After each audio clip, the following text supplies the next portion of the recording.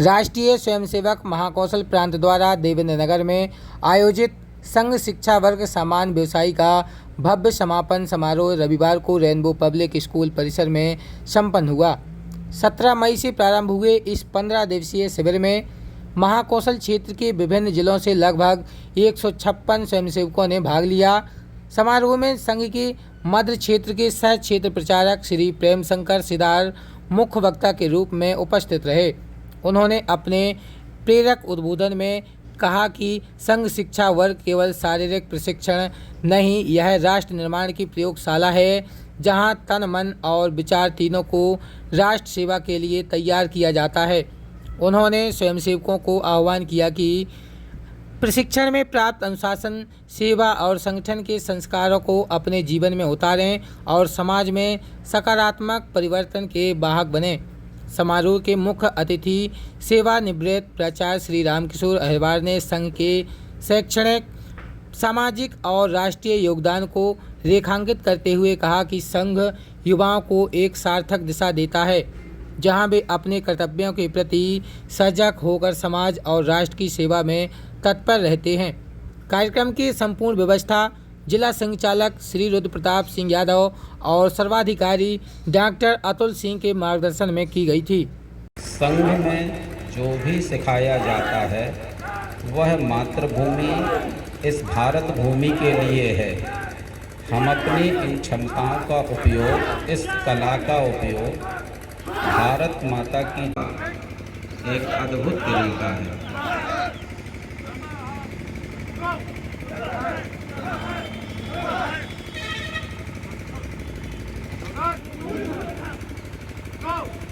चारों दिशाओं में प्रहार ऐसा घातक वार होता है, एक वार से सामने वाला दुश्मन ढेर हो जाता है।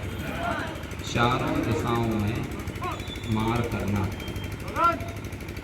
इस देश के अंदर जो एक पराभव का समय आया, एक पराधीनता का काल आया, अब एकमात्र कारण था कि हमने उस राष्ट्रीय भाव को भूले, उस हिंदू भाव को भूले,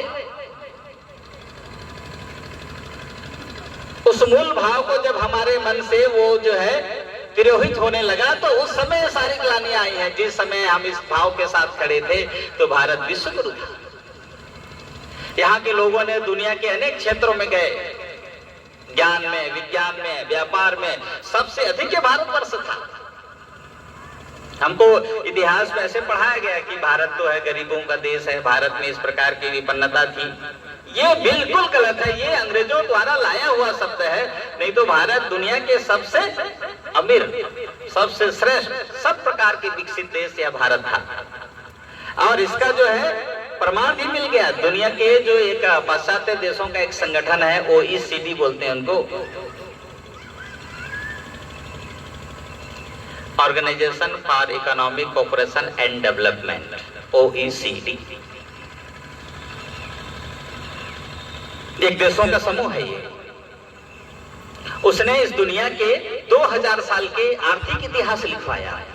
उस इतिहासकार का नाम है एंगस मैडिसन। उसने इतिहास लिखा है। वो लिखता है कि इस दुनिया के जो GDP है सकल उत्पाद का, 1 ईस्वी से लेकर 1500 ईस्वी तक भारत का 33% था। एक सैमुअल हंटिंगटन हुए थे, उन्होंने चार्ट बनाया। 1750 की बात बता रहा हूँ, 1750 में किताब लिखी, the clash of civilisation, the remaking of the world. तो उसमें जो है वो कहते हैं कि 1750 में भी भारत का दुनिया के सबसे अधिक GDP में, दुनिया के GDP में सहभाग था। अब जब हम इस भाव से थोड़ा भारत जब धीरे धीरे उस भाव को भूलता गया, उस हिंदुत्व भाव को भूलता गया, उस राष्ट्र प्रेम उसको जो है षड्यंत्र पूर्वक अंग्रेजों ने जब धीरे धीरे उनमें जो है एक योजना पूर्वक भ्रमित करते गए, तब भारत पराधीन होता गया। और एक समय ऐसा आया इस देश के अंदर कि भारत बचेगा कि नहीं, ऐसी स्थिति भी आई है। एक कवि ने इसको बहुत सुंदर लिखा है। वो लिखते हैं कि मिटे देवता मिटे शुभ्र मंदिर, लूटी देवियां लुट गए सब नगर घर, स्वयं कुट की अग्नि में घर जलाकर, पुरस्कार हाथों में लोहे की कड़ियां, कपूतों की माता खड़ी आज भी, शब्द सुनिए, कपूतों की माता खड़ी आज भी, भरे अपनी आंखों में आंसू की लड़ियां, मगर दास्ता के भयंकर भंवर में, पराजय समर में, सुभाषा बंधाता की इच्छा जगाता, सब कुछ लुटा कर ही सब कुछ दिलाने, बुलाता रहा प्राण भगवा हमारा, गगन में लहरता भगवान। एक समय था इस देश के जितने विश्वविद्यालय, तक्षशिला, नालंदा, विक्रमशिला, बड़े मठ मंदिर जो इस देश को मार्गदर्शन करते थे, बड़े मंदिर जो इस देश के श्रद्धा केंद्र थे, सोमनाथ, काशी, अयोध्या, मथुरा, ऐसे अनेक जो इस देश को एक सूत्र में बांधते थे, सब ध्वस्त हो गया था। ऐसी कठिन परिस्थिति भी इस देश के अंदर आया। तो डॉक्टर हेडगेवार ने एक ही बात कहा, भैया ये किसके कारण क्या था इसका?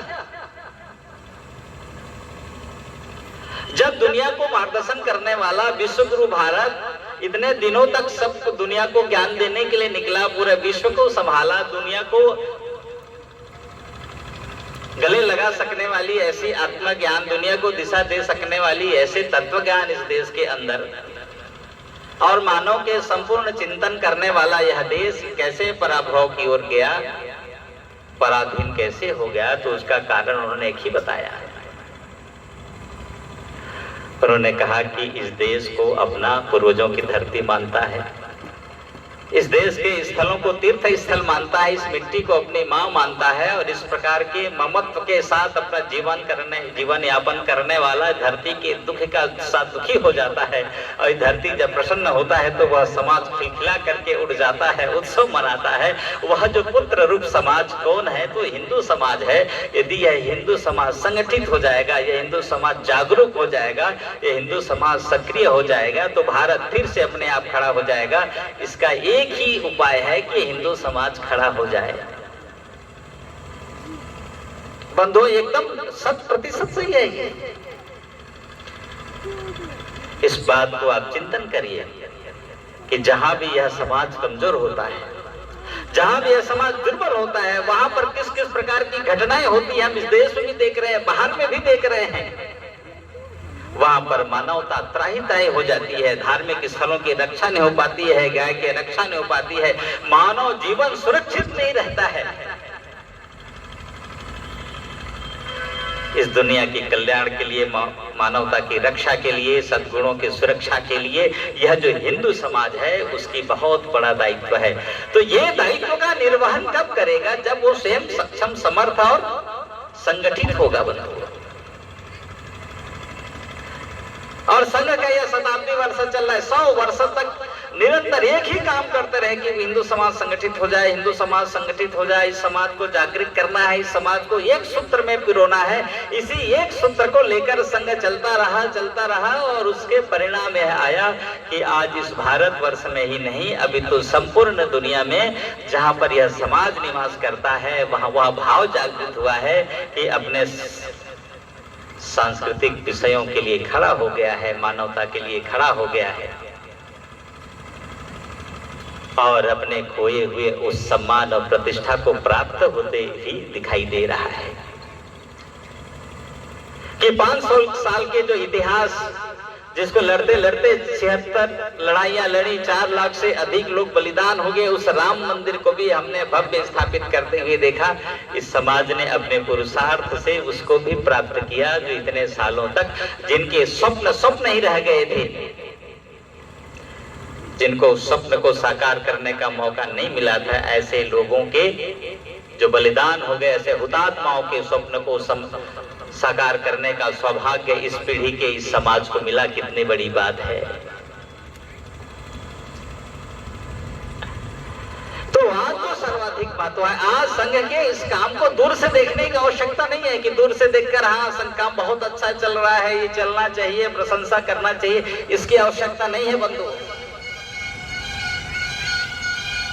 आज संघ के साथ कदम मिलाकर चलिए, संघ के साथ मिलकर चलिए। संघ ने जो स्वप्न देखा है कि यह भारत विश्व गुरु बनेगा, संघ ने स्वप्न देखा है कि भारत समर्थ बनेगा, समृद्ध बनेगा, जिसकी लक्ष्य के लिए यहाँ के महापुरुषों ने मार्गदर्शन किया यहाँ के समाज को। महर्षि अरविंद कहते हैं कि हर देश की एक भूमिका रहती है। इस बात को रविन्द्रनाथ टैगोर जी ने भी कहा है कि हर देश की भूमिका होती है दुनिया के लिए, मानवता के लिए। तो भारत की भूमिका क्या है इस दुनिया के लिए, मानवता के लिए? वो भारत की नीति है कि भारत एक दिन खड़ा होना पड़ेगा। इस दुनिया को यदि सच्चे आध्यात्मिक ज्ञान चाहिए तो भारत ही दे सकता है। मानवता की सुरक्षा का सबको तरफ प्रार्थना कर सकता है तो भारत ही कर सकता है। जिसके पास सबके लिए प्रार्थना है, सबके शुभकामनाओं के लिए जिनके पास चिंतन है, अन्यथा इस दुनिया में अनेक और विचार हैं, अपने अनुयायियों के अलावा दूसरों का विचार नहीं कर सकते कहीं। लेकिन भारत ने वसुधैव कुटुंबकम कहा, सर्वे भवन्तु सुखिनः कहा, सबके लिए चिंता किया। और ये भारत जब बढ़ता है, भारत जब खड़ा होता है तो वह अपने आप व्यवहार में आता है। इसको हम सब ने देखा है। कोविड काल में हमने देखा कि 150 से अधिक देशों को इस देश ने दवा और वैक्सीन भेजा। कुछ देशों को तो निःशुल्क दिया। जहां भी मानव त्राही होगा वहां पर भारत दौड़ कर जाएगा। हमने टर्की जैसे भारत विरोधी देश को भी देखा, जब वहां पर भूकंप आया तो भारत के लोग दौड़ करके उनकी सब प्रकार की चिंता, सुरक्षा, सेवा, शुश्रूषा किया। श्रीलंका जब विपन्नता में फंस गया, दिवालिया जैसा होने की स्थिति आई तो भारत खड़ा हुआ।